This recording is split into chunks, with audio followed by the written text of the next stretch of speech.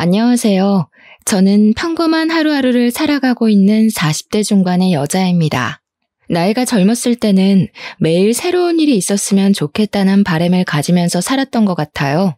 사랑을 찾을 때에도 남들보단 특별한 사랑을 해보기를 소망했었답니다. 매일 똑같은 쳇바퀴 굴러가듯이 사는 게 싫다고 느꼈던 적이 있었는데요.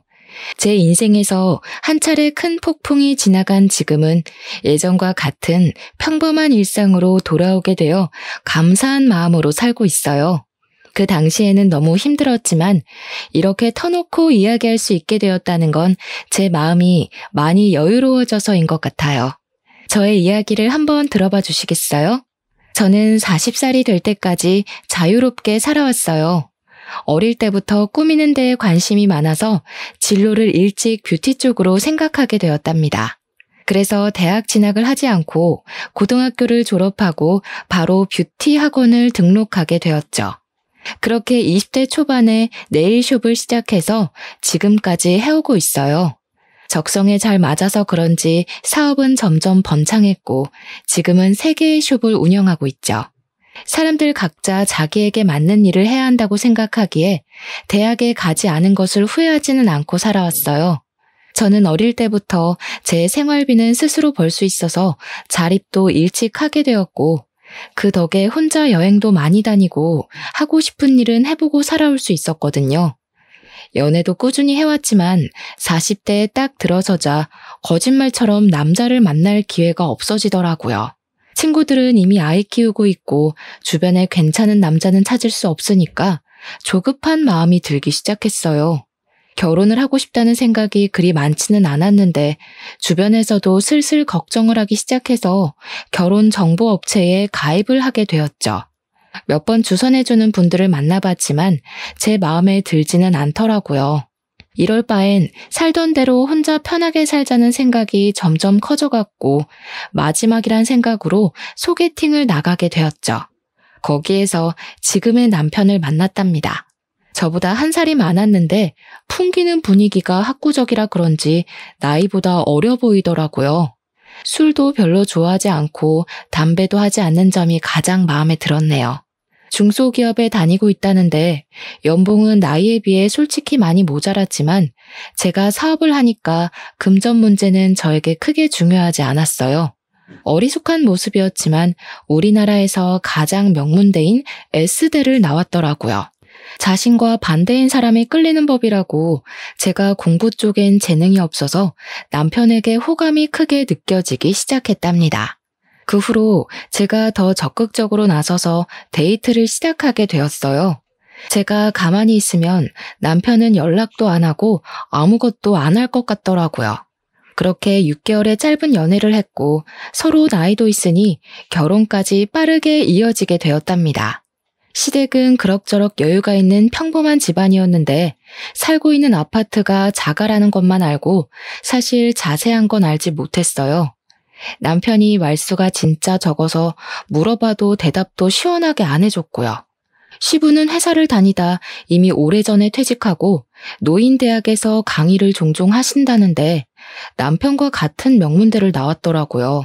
그리고 시누이가 2명이 있는데 첫째 시누는 전업주부인데 남편이 의사라고 자부심이 엄청 났답니다. 솔직히 재력이 있는 집안도 아닌데 어떻게 의사 사위를 뒀나 궁금했었는데요. 신우도 알아주는 대학교를 졸업했는데 거기서 지금의 남편을 만나 연애를 오래 하고 결혼했다네요. 시모가 첫째 신우 자랑이 대단해서 신우가 한번 집에 오면 공주 행차하는 것처럼 대접을 하더라고요. 첫째 신우 온다는 날에는 밥상에 소갈비찜은 기본이고 메뉴가 달라졌답니다. 둘째 신우는 2년째 미국의 유명 대학에서 박사과정 밟고 있어서 결혼식에도 오지 않았어요. 왔다 갔다 하는 비용이 더 든다고 하더니 제가 항공권 사준다니까 바로 불이 나게 오라고 전화하더라고요. 근데 둘째 신우가 시험이 코앞이라 못 온다고 수학이 너머로 어찌나 짜증을 내던지 제가 다 민망하더라고요. 자식들 모두 명문대를 나왔다는 게 시모에게는 인생의 최고 업적이자 자랑인 듯 보이더라고요. 시댁 갈 때마다 저한테 자랑을 얼마나 하는지 레퍼토리를 외울 지경이었답니다.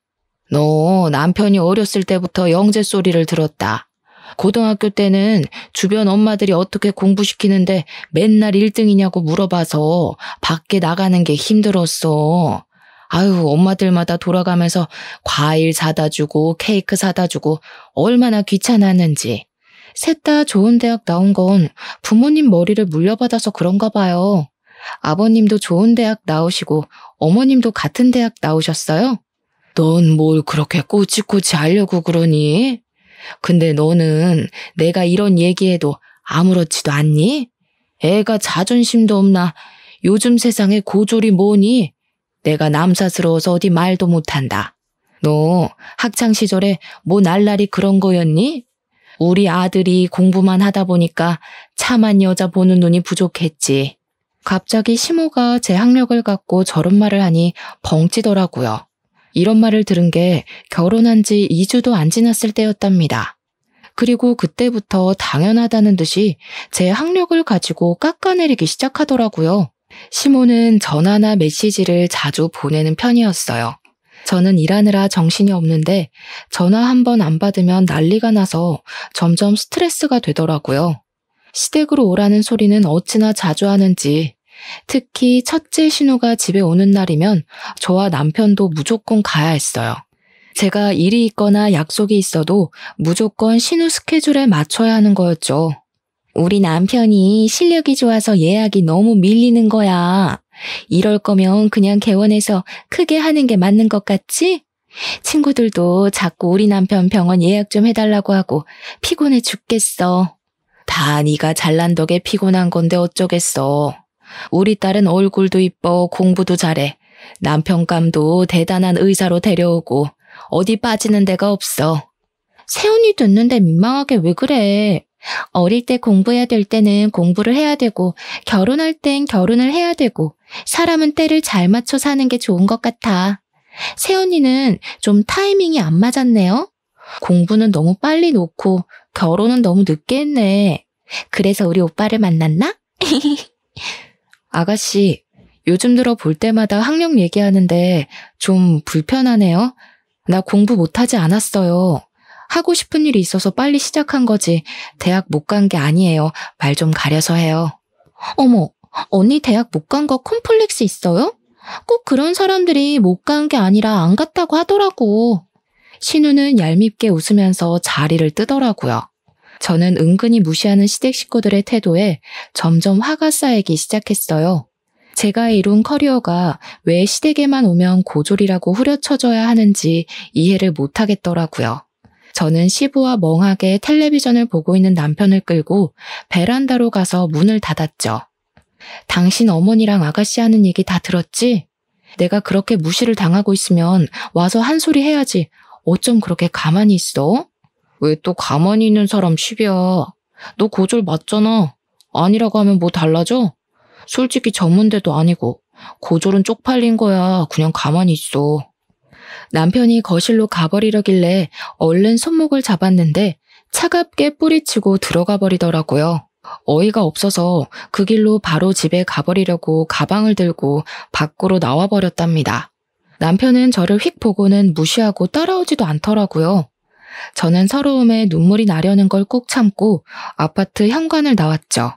그때 언제 밖에 나갔었는지 신우와 심해부가 팔짱을 끼고 걸어오더라고요. 저는 마주치기가 싫어서 어두운 쪽으로 몸을 숨겼답니다. 두 사람이 출입구 앞에 멈춰서더군요. 저는 숨은 모습을 들키면 더 우스워질 것 같아 꼼짝도 하지 않고 있었죠. 오빠랑 새언니 와 있는데 진짜 꼴 보기 싫어. 고졸 주제에 가방은 비싼 거 들고 오고 그런다고 싸구려가 명품 되겠어? 형님, 거의 10년을 백수였던 거 다 알고 결혼한 거래? 고졸이라더니 진짜 결혼이 급했긴 급했네. 그 가방 갖고 싶으면 하나 사. 남편이 의사인데 그까짓 거 뭐라고. 사실 우리 오빠랑 결혼한 것만 봐도 어느 정도 급인지 나오잖아. 나이는 많고 갈 데는 없으니까 나이 많은 백수한테 시집이나 오고 한심해 둘 다. 엄튼 형님 내외 어디 가서 말하긴 좀 불편하긴 하네. 백수랑 고졸 날라리라니. 앞으로 가족 행사 있을 때 친척들 앞에서도 쪽팔려서 어떡해? 그래도 골칫거리였던 오빠 데려가서 입혀주고 먹여주니 다행이지. 안 그럼 계속 우리한테 빌붙었을 거 아냐? 당장 둘 앞에 나가서 따지고 싶었지만 손이 부들부들 거리더라고요. 두 사람은 안으로 들어가 버리고 저는 튀어나올 것 같은 심장을 진정시키려고 애쓰며 차로 갔어요.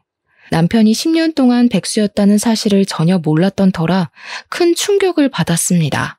어쩐지 모아둔 돈이 너무 없다고 생각했는데 결혼을 하려고 급하게 회사를 들어간 건 아닌지 의심이 들었어요. 제가 수입이 남편 월급이 너무 작긴 하지만 그래도 매달 안정적으로 나오는 게 어디냐는 생각으로 너무 안일하게 넘겼다는 생각이 들더라고요. 시모가 내 앞에서 티내지는 않았지만 그동안 남편이 집안에서 어떤 대우를 받고 살았는지 알 수 있을 것 같았어요. 그래서 저를 그렇게 쉽게 무시할 수 있었던 거였겠죠. 저는 남편에게도 속았다는 생각이 들고 시댁에도 너무 실망을 해서 당분간 어떤 이유로든 가지 않기로 마음먹었답니다. 그렇게 시모의 연락을 무시한 지도 오래 지났어요. 꽃이 잔뜩 나오는 동영상이나 건강에 대한 쓸데없는 정보 같은 걸 매일 보내서 스트레스를 많이 받았었는데 아예 차단해버리니 속이 다 시원하더라고요. 남편이 주는 생활비도 이상하게 점점 줄어가기 시작하더니 한 달, 두 달 건너뛰는 일도 생기기 시작했어요. 사실 남편이 주는 돈은 한 달 살기엔 너무 적었지만 그래도 티내지 않고 내가 더 보태서 쓰자는 생각으로 살았어요. 제가 거의 3배는 더 쓰면서 가정을 꾸려가고 있는데 남편에게 싫은 소리 한 번도 한 적 없답니다. 하지만 남편이 숨겼던 과거를 알게 되자 점점 정이 떨어져서 저도 싫은 소리를 하게 되더라고요. 월급은 매달 똑같은데 왜 생활비는 매달 다르게 주는 거야? 어디 다른 데 쓰고 다녀? 쓰긴 뭘 써. 야근하고 그러면 월급 더 나오는 거고 암튼 다 달라. 넌 회사 다녀본 적도 없으면서 뭘 한다고 그래? 너 돈 좀 번다고 유세 떠냐? 말 다 했어? 한 달에 생활비가 얼마나 드는지 알기나 해? 배달시켜 먹는 것만 해도 당신이 주는 생활비 다 써. 어떻게 돌아가는지 알려고 하지도 않잖아. 당신은 맨날 먹고 핸드폰하고 자는 게 최고니까. 네가 집구석에서 밥을 안 하는데 그럼 시켜 먹어야지 굶냐? 그럼 너 일하지 말고 들어앉아서 살림이나 해. 남편한테 따뜻한 밥 한 번 차려주지도 않는 게 내가 아주 속아서 결혼했어. 진짜 사기 결혼 당한 게 누군데 이래? 내가 이런 말까진 안 하려고 했는데 당신 10년 동안 백수였다며? 난 회사 다닌 적은 없어도 내가 사업체 몇 개를 꾸리는 사람이야. 당신보단 내가 사회생활 훨씬 오래 했어. 왜 사람을 무시해? 너 그거 누구한테 들었어?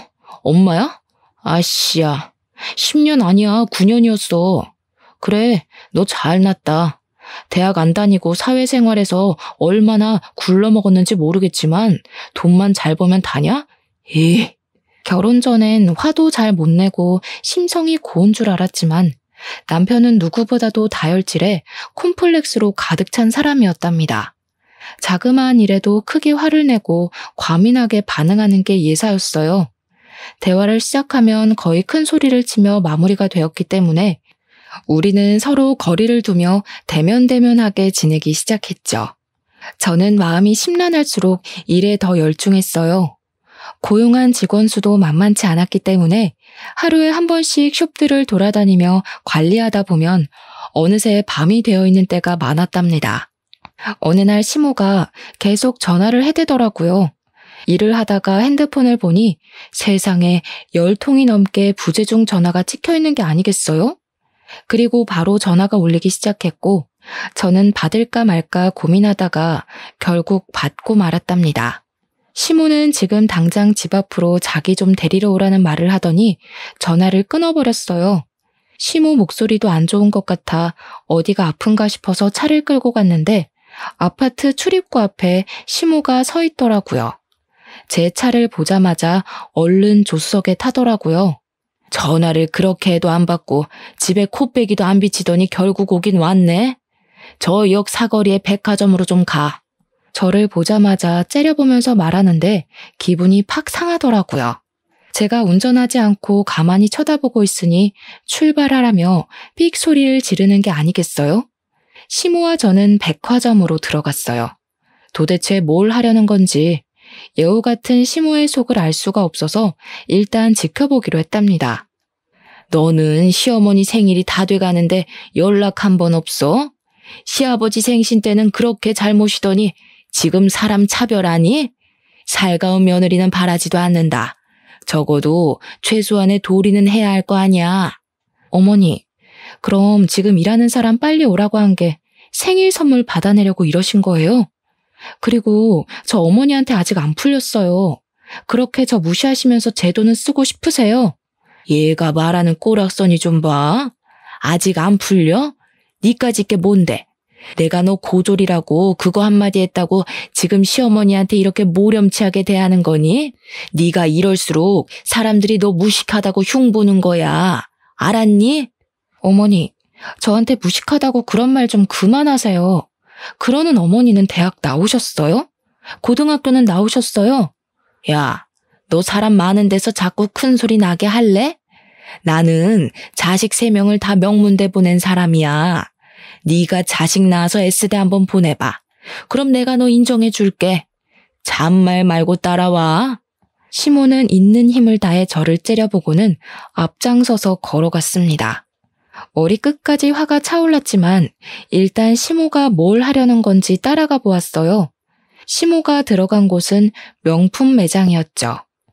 너 지금 메고 있는 그 가방 여기 거 맞지? 그거랑 똑같은 거 색깔만 좀 다른 걸로 나 하나 사다오. 이건 어머니가 들기엔 너무 디자인이 튀어요. 그리고 이게 얼만지 아세요? 지금 생신 선물로 이거 사달라는 거예요? 너 시아버지 생신 때는 그 비싼 식당에서 밥도 척척 사고 선물도 비싼 걸로 가져오더니 나한테 쓰는 건 아깝다 이거야? 너 돈 잘 번다며? 네일숍이 3개라며? 학벌이 안 되면 돈으로 잘난 척 좀 해보라고. 아버님 생신 때 식당은 신우가 마음대로 예약한 거였고요. 그때도 신우가 오빠한테 하도 쏘라고 그래서 그냥 제가 낸 거였어요. 아무튼 결혼하고 처음 맞는 시어머니 생신인데 이깟 가방 하나 사주면 어때서 왜 이렇게 말이 많아? 네가 내 마음에 안 드는 거 사올까 봐 내가 미리 생각해서 데려온 거니까 잔말 말고 계산해. 여기요. 이 가방 다른 색깔은 없어요? 그 조용한 명품 매장에서 시모가 큰 소리를 치니까 사람들이 다 쳐다보더라고요. 그냥 나가버리면 시모가 더 난리를 피울 것 같아서 결국 계산하고 나왔답니다. 쇼핑백을 메고 의기양양하게 걷는 시모 뒤에서 터벅터벅 걸어가는데 앞서 가던 시모가 아는 사람을 만난 듯 인사하더라고요. 어머, 백화점엔 웬일이야? 이런 데 잘 안 오잖아. 어머, 여기서 뭐 산 거야? 이거 명품 아니야? 요즘엔 자주 오지. 우리 며느리가 내 생일이라고 가방을 사주네. 이런 거 필요 없다니까 굳이 끌고 와서는. 세상에, 첫째 아들이 드디어 효도를 제대로 하네. 옆에 며느리야? 아이고, 나이 많다고 걱정을 하더니 나이보다 젊어 보이네. S대 나와서 화장품 회사 한다더니 그래서 그런가 관리를 잘했나 보다. 지인이 저를 위아래로 훑어보며 떠들자 당황한 시모가 서둘러 지인과 헤어지고 걸음을 빨리 걷더라고요. 저는 기가 차서 시모 옆으로 바짝 따라붙었어요. 제가 S대 나왔다고 거짓말 하셨어요? 화장품 회사는 또 뭐예요? 혹시 친척들한테도 다 그렇게 말씀하셨어요? 시끄러. 우리 가족이 다 명문대 출신인데 고졸이라고 온 동네방네 떠들면 좋겠어? 너는 창피한 줄도 모르는 걸 보니까 일에서 얼마나 배우는 게 중요한지 몰라. 수준 떨어지게 쏴붙이지 말고 비켜. 시모는 오히려 저를 팍 밀치고 나가서 택시를 타고 가버리더라고요. 저도 살까 말까 고민하다가 어렵게 산 가방이었는데 이렇게 한순간에 시모한테 당했다는 기분이 드니 정말 짜증이 솟구쳤어요. 저를 며느리가 아니라 물주로 생각하고 있는 게 분명했으니까 말이죠. 그 일이 있고 며칠 후 시모의 생일이었지만 일이 많다는 핑계를 대고 가지 않았답니다. 남편은 화를 내면서 혼자 시댁에 갔더라고요. 웬일인지 시모도 저에게 오라는 전화를 하지 않았죠. 그렇게 한참 동안 시댁의 발길을 끊었고 조용한 일상이 이어지니 좀 살 것 같더라고요. 물론 오래 가지 못했지만 말이죠. 말로만 듣던 둘째 신우가 박사 과정을 마치고 귀국했다고 연락이 왔더라고요. 첫째 신우가 거하게 환영 파티를 한다면서 비싼 식당으로 예약을 했다고 꼭 오라고 했죠. 그래도 처음 보니까 얼굴은 비쳐야 할 것 같아 남편과 함께 식당으로 향했어요. 경제학 박사 과정을 밟았다는 신우는 생각했던 것과는 사뭇 다르더라고요. 나이가 30대 초반인데 머리도 노랗게 염색했고 짧은 치마를 입고 있어서 사실 좀 당황스러웠죠. 미국에 살아서 좀 자유분방한 모양이라고 넘겼어요.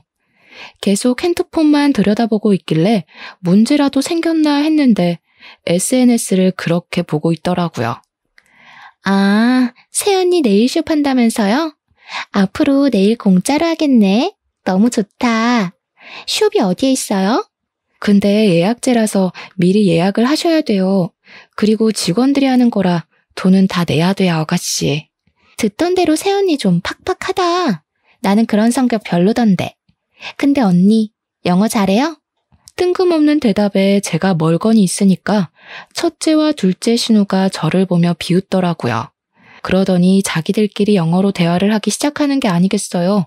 저를 힐끗힐끗 보면서 둘이 어깨를 쳐가며 웃고 영어로 계속 말을 하는 게 당연히 제 얘기를 하는 거잖아요. 신우가 둘이 되니까 이제 이렇게도 무시를 하는구나 싶어 기가 차서 헛웃음이 나오더라고요. 계속 같이 있다간 안 좋은 꼴을 볼 것 같아서 식사 도중에 그냥 저만 나와버렸답니다. 남편은 비싼 밥 얻어먹느라 가는 저는 신경도 안 쓰더라고요. 그렇게 둘째 신우와의 악연이 시작되었던 것 같네요. 얼마 지나지 않아 일이 터지고 말았죠. 출근하려고 준비를 하는데 둘째 신우 전화가 오는 거예요.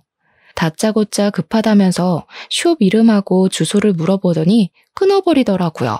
결국은 와서 내일을 하려나 보다 싶어 그냥 직원에게 당일에 온다고 해도 받아주라고 말해두려고 했죠. 그렇게 몇 시간 후에 직원이 다급한 목소리로 전화가 왔는데 무슨 이벤트 당첨자라면서 예약을 한다는 전화가 왔다는 거예요. 저는 들어본 적도 없는 얘기니까 거절하라고 하고 끊었답니다. 무슨 영문인지 알 수가 없어서 어디서 계약했던 내용이 있었나 확인해 보려는데 신우가 또 전화가 왔더라고요. 언니, 예약 거절했다는 게 진짜예요? 지금 당첨자가 나한테 메시지 보내고 난리 났다고요. 아가씨 알아듣게 좀 말해요. 무슨 당첨자요? 그럼 이벤트 했다는 게 아가씨가 벌인 일이에요? 일을 벌였다니. 언니, 말 너무 기분 나쁘게 하네요. 다 언니 잘 되라고 내가 이벤트 해준 건데 고맙다고 덥석 해줄 일이지 머리가 잘 안 돌아가나 봐요? 사실 내가 SNS 하는데 팔로워가 좀 돼요. 그래서 언니 숍 홍보 좀 해주려고 내일 무료 이벤트 열어서 5명 뽑았으니까 전화 받으면 친절하게 응대 좀 해요. 이게 도대체 무슨 경우예요? 나한테 먼저 말을 하고 하던가. 말을 해도 당연히 거절했을 일인데 다짜고짜 일을 벌이면 어떡해요? 아가씨가 우리 숍 와봤어요? 무슨 콧구멍만 안 든 줄 알아요? 우리 숍 유명해서 항상 예약 꽉 차요. 이번 달도 예약 끝나서 더는 받지도 못하니까 당장 이벤트인지 뭔지 취소해요. 저는 화가 머리끝까지 나서 거칠게 전화를 끊어버렸어요. 내 학력을 가지고 무시를 하는 건 참을 수 있지만 제가 읽어놓은 사업까지 우습게 알고 자기들이 숟가락 얹어도 된다고 생각하는 게 정말 괘씸하더라고요. 그새 전화를 했더니 불이 나게 시모에게 전화가 와서 저도 한껏 따질 요령으로 받았답니다. 받자마자 당장 집으로 오라며 안 오면 네 잘난 네일숍 가서 다 엎어버리겠다고 소리를 고래고래 지르더라고요. 시댁에 들어가니 둘째 신우가 훌쩍대며 울고 있고 시모는 씩씩거리며 다짜고짜 휴지 케이스를 저한테 던지는 거예요. 야, 니까짓 게 뭔데 우리 딸한테 큰 소리를 쳐? 그깟 네일 얼마나 한다고 우리 딸한테 면박을 줘? 그깟 네일숍 와서 관리 받아본 적이나 있으세요? 한 명당 10만 원은 잡아야 돼요. 그럼 그깟 돈 어머니가 아가씨를 위해서 좀 내주세요. 50만 원밖에 안 하네요. 이게 점점 말 대답을 따박따박하고 너 때문에 얘가 엄청 곤란해졌다는데 어떻게 할 거야? 당장 이벤트인지 뭔지 해주겠다고 싹싹 빌어. 빌어야 될 건 아가씨인데 제가 정신 나갔다고 빌어요? 저야말로 업무 방해죄로 고소하고 싶은 거 참고 있으니까 더는 저 자극하지 마세요. 고작 그 말 하려고 바쁜 사람 오라고 하신 거예요? 그때 둘째 신우가 들고 있던 물컵을 제 얼굴에 착 쏟더라고요. 저는 너무 갑작스러워서 눈을 동그랗게 뜨고 신우를 쳐다봤죠. 보자 하니까 우리 엄마한테 무슨 말버릇이야? 이 무식한 게. 언니가 말하는 게 다 맞았네. 나이만 먹은 게 머리는 텅텅 비고 싹수는 더럽게 없다더니. 저는 너무 화가 나서 신우 머리채를 확 잡아버렸어요. 신우가 힘없이 제 쪽으로 휙 딸려오더라고요. 저도 소리를 지르며 신우 머리를 뒤로 확 제껴버렸답니다.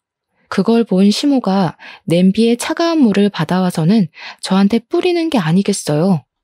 저는 머리부터 블라우스까지 흠뻑 젖어버렸답니다. 이게 진짜 돌았나? 우리 박살 딸 머리를 잡아? 이 무식한 년아, 맛 좀 봐라. 시모가 축축한 제 머리채를 세게 움켜잡고 흔들기 시작했어요. 저는 너무 아파서 비명을 질렀죠. 그때 문을 열고 들어온 남편이 자기 엄마를 크게 부르더라고요. 제가 단판을 지으려고 시댁에 오기 전에 남편에게 전화해서 오라고 했거든요. 시모가 주춤하는 사이 저는 시모를 확 밀어버리고 비틀거리며 시댁을 나왔답니다. 남편은 저를 따라 나오지도 않고 심지어 밤 늦게 제가 잘 때쯤 몰래 들어오더라고요. 그렇게 남편에 대한 실망감은 더욱 쌓여만 갔는데 완전히 신뢰를 잃을 만한 일이 터졌답니다. 남편은 저녁 일찍 퇴근하기에 저보다 먼저 집에 들어와서 우편함은 남편 담당이었어요. 하루는 제가 오후에 집에 갈 일이 생겨서 들어가는데 우편함에 편지가 있더라고요. 확인해 보니 카드 회사들과 대부업체에서 날아온 독촉장이었어요. 저는 남편 빚이 거의 5천이 되는 걸 알고 기함을 했어요. 스케줄을 취소하고 남편이 올 때까지 기다렸죠. 저녁 5시가 되자 남편이 들어오더라고요. 양복이 아니라 편안한 트레이닝복을 입은 남편이 저를 보더니 소스라치게 놀라는 게 아니겠어요. 저는 말없이 테이블 위에 놓인 편지들을 손으로 가리켰어요. 편지를 본 남편이 갑자기 빽 소리를 지르더라고요. 아 진짜 그래서 어쩌라고. 네가 갚아주기라도 할 거야? 너 지금부터 한마디만 더 해. 그럼 네가 갚는다는 걸로 알 테니까. 아님 신경 꺼. 정신 나갔어? 정신병이야? 잘못한 게 누군데 왜 당신이 화를 내고 난리야. 이거 다 뭐야? 결혼하기 전부터 빚진 거야? 그래. 너랑 데이트할 때 너 사 처먹이느라 빚졌다. 네 수준에 김밥 한 줄이나 사 먹으면 될 걸 뭘 맨날 그렇게 비싼 걸 처먹겠다고. 어차피 다 네가 쓴 돈이네. 이참에 네가 갚으면 되겠네. 말 그따위로 할래? 이제 아예 본 모습 까보이겠다 이거야? 당신 그 옷은 뭐야? 회사 갔다 온 거 맞아? 야, 너 사회생활 20년이라며. 그런데도 눈치 못 챘어? 나 너랑 결혼하고 바로 회사 잘렸어. 그래서 그 잘난 생활비 대려고 카드 서비스까지 받은 거야. 다 네 탓이네, 그러고 보니까. 뭐? 맨날 네 탓이라고 하면 다 해결되니? 이 거지 같은 인간아. 네가 능력 없는 건 알았지만 이렇게 바닥인 줄은 몰랐다. 야, S대 나오면 뭘 하니? 평생 밥벌이도 못하고 사는데. 이 무식한 게 감히 어디서 S대를 입에 올려. 대학 문턱도 못 가본 년이? 남편은 저에게 와락 달려들었고 저는 숨을 쉬기 힘들었어요. 저는 살기 위해 본능적으로 남편 손을 마구 긁었고 있는 힘을 다해 남편을 밀어내고 집을 뛰쳐나왔답니다. 남편과 사이가 좋았다고 해도 시모의 막말과 시댁 식구의 무시 때문에 헤어질 이유가 충분한데 남편까지 바닥이었으니 더는 견딜 수가 없었어요. 이때가 남편과 헤어지기로 결심을 하게 된 순간이었어요. 그 뒤로 저는 시댁의 발길을 딱 끊었답니다. 제가 대꾸도 하지 않으니 심심해서였을까요? 무슨 신데렐라 의붓 언니들도 아니고 쇼베의 첫째와 둘째 신우가 나란히 찾아와서 안 입고 온 표정으로 저를 보고 있더라고요. 더 웃겼던 게 시모한테 빼앗기듯이 사준 명품백을 첫째 신우가 들고 있는 게 아니겠어요. 손님들과 직원들이 다 있으니 최대한 아무렇지도 않게 상대를 해줬는데 새언니 덕 좀 보자면서 내일 좀 해달라고 하더라고요. 저는 숍 관리를 하다 보니 네일을 직접 한 지는 꽤 오래되었지만 예약이 꽉 차서 직원이 모자랐기 때문에 어쩔 수 없이 제가 해주기로 했답니다. 케어를 해주고 있는데 첫째 신우는 저를 마치 아랫사람 대하듯이 하대를 하는 말투와 행동을 하는 거예요. 평소에 서비스 직군 사람들에게 어떻게 행동을 하는지 딱 알겠더라고요. 뒤집어 엎고 싶었지만 직원들 눈이 있어서 꾹 참았죠. 내가 평소에 하는 데보다 못하는 것 같은데? 새언니 실력이 이런데 장사는 꽤 잘 되네. 위치가 좋아서 그런가? 역시 병원도 목이 좋은 데다가 해야 돼. 어디로 할지 머리가 아프다니까. 형부 병원 크게 개업한다면서 어디다 하려고? 우리 집 근처에서 하면 가깝고 좋잖아. 한층 다 빌려서 하는 거야? 넌 형부 그릇이 그것밖에 안 될 것 같아? 층수 낮은 건물 통째로 차리려고 알아보고 있어. 친정 동네엔 너무 후지고 좀 돈이 있는 데서 해야 잘 되지. 아, 지금 알아보는 데가 새언니 친정 쪽인 것 같은데? 그래요? 나도 친정 쪽에서 숍 하나 더 내려고 찾아봐서 그쪽은 꽤 잘하는데 괜찮은 데 많죠. 콧구멍한 숍이랑 병원이랑 비교가 돼요? 새언니 은근히 자랑질 많이 하는 거 알아요? 무식해 보이니까 좀 고쳐요. 가족이니까 이런 말도 해주는 거예요. 저는 신우들을 빨리 보내려고 참을 인자를 새기며 네일을 마무리해 주었어요. 역시나 예상했던 대로 돈을 안 내고 가려고 하더라고요. 큰 병원 한다는 사모님이 숍 규모 보면 몰라요. 내가 주먹구구식으로 장사하는 데 아니고 세금이며 월급이며 제대로 내고 하는 거예요. 난 친정엄마가 와도 돈 받으니까 돈 내고 가요. 내일도 거지같이 해줬으면서 그 돈을 다 받아먹으려고요? 돈 어지간히 밝혀 진짜. 이래서 수준 맞는 사람끼리 어울려야 되는 건데 가족이라고. 아. 이깟 돈 내면 그만인데 새언니 태도가 너무 재수없어서 절대로 돈 못 주겠네. 꼬우면 경찰 부르던가. 첫째 신우가 카운터에 놓여있는 명함이며 물건들을 바닥으로 던지기 시작하는데 정말 미치겠더라고요. 손님들이 놀라서 웅성대니까 매니저가 저에게 급히 달려왔답니다. 저는 결국 돈 받는 걸 포기하고 신우들을 출입문 쪽으로 끌고 나갔어요. 야, 이 거지 같은 것들아. 그게 너네 수준인 거 잘 알겠으니까 가라 가. 다신 여기 얼씬도 하지 마. 제가 일하는 곳에서까지 봉변을 당하니까 직원들 볼 낯도 없고 수치심이 들더라고요. 어떻게든 시댁과 연을 끊어버려야겠다고 다짐을 했죠. 그러던 어느 날 남편이 첫째 신우병원이 개업한다면서 시모가 개업식에 오라고 연락을 했다더라고요. 제가 당연히 같이 가겠다고 했더니 남편이 놀라는 눈치였어요. 그러거나 말거나 저는 멋들어지게 차려입고 개업식에 찾아갔답니다. 병원 앞에 가니 첫째 신우가 명품으로 도배를 하고 상귀된 표정으로 손님들에게 인사하고 있더라고요. 옆에는 시모와 둘째 신우도 마치 자기 병원인 양 콧대가 하늘을 하고 있었죠. 저는 남편을 돌아보며 서류 봉투 하나를 건넸답니다. 남편은 서류를 확인하더니 황당한 표정을 짓더라고요. 뭔 그런 얼굴로 봐? 그럼 내가 계속 너한테 호구당하면서 살 줄 알았니? 거기 도장 찍어. 조용히 합의 이혼하는 게 서로 편할 거야. 갑자기 왜 이혼을 해? 내가 바람을 피웠냐 도박을 했냐? 그깟 싸움 몇 번 했다고 이혼하면 세상 사람들 다 이혼했겠다. 학교라고 치면 난 일방적으로 너네 가족한테 학교 폭력 그 이상을 당했어. 네가 나한테 한 거는 사기 결혼이고 그래도 이혼 안 하고 내 돈으로 식충이처럼 살고 싶으면 앞으로 무슨 일이 일어나나 잘 봐. 도장 찍게 될 테니까. 저는 차갑게 말하고 시모와 신우 쪽으로 걸어갔어요. 제 모습을 발견하고는 눈이 찢어져라 째려보고 있더라고요. 저는 첫째 신우와 남편에게 가서 영어로 말을 걸었어요. 제 유창한 영어 발음에 두 신우 입이 떡 벌어지더라고요. 사실 저는 어렸을 때부터 미국으로 여행도 자주 가고 어학연수도 받으며 머문 적도 있었어요. 여러 나라로 여행도 많이 다니면서 영어가 필수라는 걸 잘 알았기 때문에 꾸준히 공부했거든요. 거기다 네일숍 지점을 해외에도 내려고 준비하고 있었기에 현지 매니저와 영어로 통화하는 건 기본이었죠.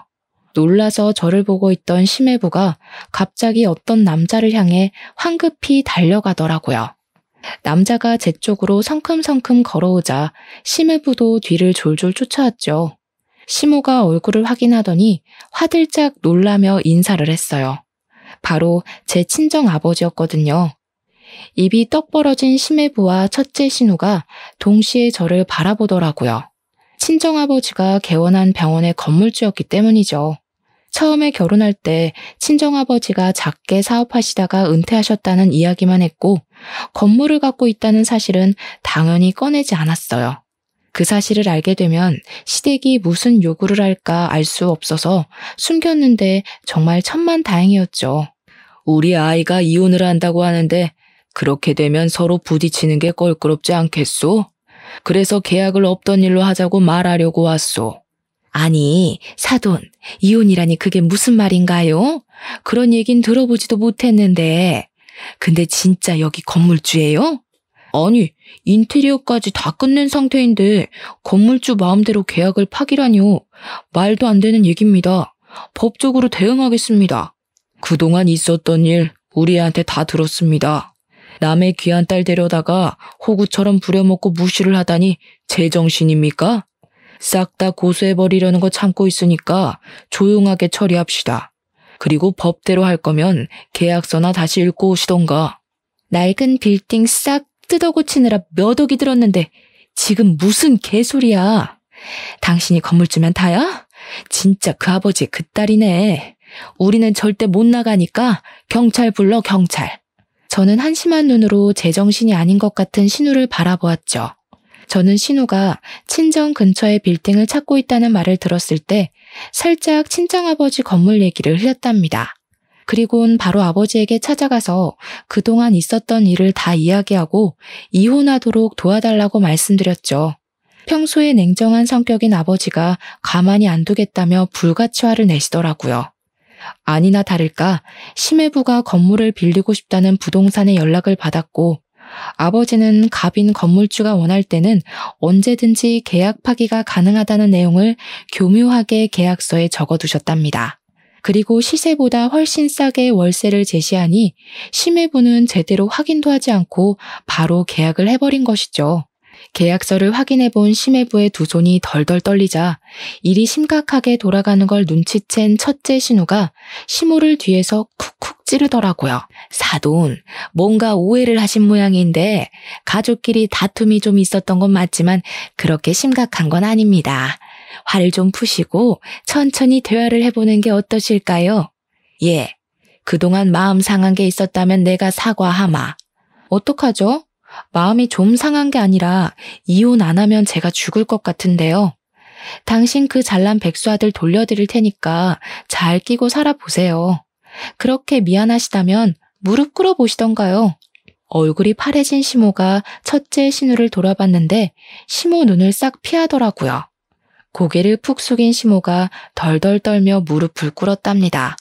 시모가 울먹이며 제 바지가랑이를 잡더라고요. 이제 됐니? 내가 이렇게 사과하마. 화 좀 풀어라. 가족끼리 서로 도와야지. 이런 법이 어디 있니? 앞으론 내가 너 상점 모시듯 하마. 이거 놓으세요. 진심으로 우러나와서 저한테 미안하다고 하시는 거 아니잖아요. 잘난 따님이 이렇게 된 건 다 어머님이 뿌린 씨 거둔 거니까 제 탓은 마시고요. 야, 이게 진짜 정신 나갔나? 네가 뭔데 우리 집을 풍비박쌌네. 너 오늘 내가 가만 안 둬? 저는 둘째 신우 손에 들려있던 테이크아웃 컵을 뺏어서 시모와 둘째 신우 얼굴에 순식간에 뿌려버렸어요. 끈적한 포도주스가 두 사람 얼굴에 범벅이 되었죠. 지켜보던 남편 사색이 되어 풀썩 주저앉더라고요. 어머니는 모르시겠지만 제가 꽤 성공한 사업가거든요. 그래서 계산이 정확해서 빚지고는 못 살아요. 저번에 받은 거 돌려드린 거예요. 이해하시죠? 그러고는 조용히 핸드폰을 열어 녹음한 내용을 재생했고 영어 대화가 흘러나왔어요. 영어를 알아들은 둘째 신우가 제 핸드폰을 뺏으려고 달려들더라고요. 저는 재빨리 옆으로 피했고 신우는 땅바닥으로 고꾸라졌답니다. 어머니도 영어 못 알아들으시니까 무슨 내용인지 모르시겠죠? 제가 둘째 아가씨 다니던 학교랑 주고받은 메일도 있으니까 편지로 보내드릴게요. 못 믿으시겠다면 공증까지 해서 보내드릴게요. 하고 다니는 꼬락서니가 영 수상해서 그 박사과정 했다던 미국 학교로 전화를 해봤거든요, 제가. 근데 아가씨 이름이 없다네요. 저는 혼이 나가버린 시댁 식구들을 남겨두고 돌아섰답니다. 남편은 어떻게든 이혼은 안 하려고 했지만 저는 소송 이혼으로 완벽하게 이혼할 수 있었죠. 남편이 한 푼도 없었기에 정신적인 피해 보상이나 위자료는 받을 수 없었지만 저를 갉아먹는 시댁과 깔끔히 정리가 된 것만으로도 다행이라는 생각이 들었어요. 소송 과정에서 알게 되었는데 병원을 무리하게 개원하느라 막대한 빚을 졌던 첫째 신우는 살던 아파트까지 처분해야만 했고 첫째 신우한테 돈을 빌려줬던 시댁도 빚더미에 올라앉았다고 하더라고요. 전 남편은 여전히 백수로 지내며 늙은 시부모에게 빈대부터 살고 있고요. 둘째 신우는 미국에서 대학 합격했다고 거짓말하고 유학비 받아 흥청망청 유흥을 즐기며 살았던 게 들통나서 집에서 쫓겨나서 지금도 행방을 모른다고 하네요. 저는 여전히 숍을 운영하면서 바쁘게 살고 있고 가끔 혼자 여행을 다니며 재충전하는 것을 낙으로 여기고 있답니다. 결혼을 하고 그 사람의 가족을 받아들이는 건 정말 중요한 일이고 인생이 바뀔 수도 있는 사건인데요. 저는 남들이 정해놓은 기준에 맞춰 살아가려고 너무 성급한 선택을 했던 것 같아요. 폭풍 같던 시간을 지나온 자신을 더 소중히 여기고 이제는 저만의 박자에 맞추어 여유 있게 살아가 보려 한답니다. 여러분도 제 사연을 듣고 현재의 일상에 더욱 감사하는 마음을 가져보셨으면 좋겠어요. 들어주셔서 감사합니다.